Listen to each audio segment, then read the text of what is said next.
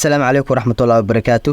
كسو دواad atom graphics maanta cashirkeen labaad waxa ku bar doonaa qaybta interface-ka. Okay, software-keen noo soo kici marka uu noo soo kaco shaashada ugu horeysa arki doona shaashadan waaye sharaxaad kooban aan ka bixinayna waxa shaashadan ku yaalo. qaybtan sida uga jeedid waxa ku taala laba nooc, new project iyo open project.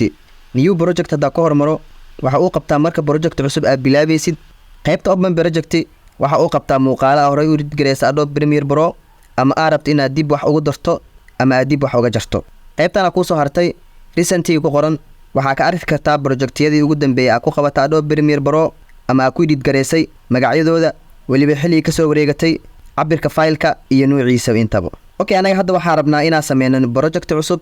waxa taaba doonaa new project kadib daaqadana noo soo bixi doonto. qaybtaas kore u jeedid name waxa ku qoreysaa project hadda aad bilaawaysid magaca u bixin lahayd. qaybtan location-ka waxay ku qabanaysaa projectigaagii halkii aad computerka kaga save gareyn lahayd waay. hadda inta waxa ku qoranaynaa example 1. qaybta location-ka hada soo furno browse meesha ay ku qoran tahay meel alaal meesha doontaa computerka ka dhigi kartaa. anaga qaybta download-iska hada noo soo door. Okay, soo dhah intaan dhan meesha ku taalo adoo waxba ka bedelin automatic. Okay, soo dheh shaashadan waxa sharxi doonaa cusub hada noo soo baxday. qaybtaas kore horta u jeedid waxa lahaa menu bar.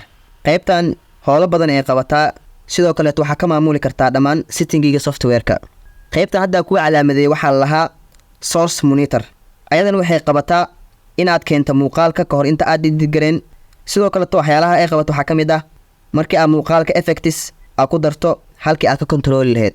qaybtan ka hooseyso waxa lahaa project panel. sidoo kale waxa loo yaqaanaa panel dock. ayadan waxay qabataa howlo badan. waxa kamid ah muuqaaladii iyo dhamaan wixii aad ku edit gareen lahayd muuqaalkaaga halkii aad ka soo gelin lahayd waay. sidoo kale effectiyada aad muuqaalada u isticmaaleed halkii aad kaga dari lahayd waay. qaybta iriska oo joog u taagan ayagan waxa la tools bar. waa basic toolskii aad hawshaad ku maamulan lahayd markii lagu guda jiro software-ka editing-kan. waxa kamid ah selection tool, track selection tool, pen tool, split tool, text tool iyo waliba shape tool. qaybtan sare ayadan waxa lahaa program monitor. waa meeshii aad ka arki lahayd muuqaalada edit gareynaysid wixii aad ku dartay iyo wixii aad ka bedeshay. qaybtan ugu dambaysa waxa lahaa timeline. waa meesha aad muuqaalkaaga ku edit gareynaysid ood hawsha dhan ka qabanaysid. sidoo kale hawsha ugu badan halka ay ka dhacayso waa qaybtan timeline-ka.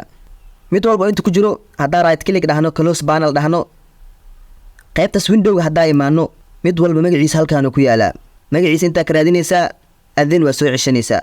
marka bilow ku tahay saaxada editing-ka ma dareemi kartid mid walbo ama midka ka delete gareysmo.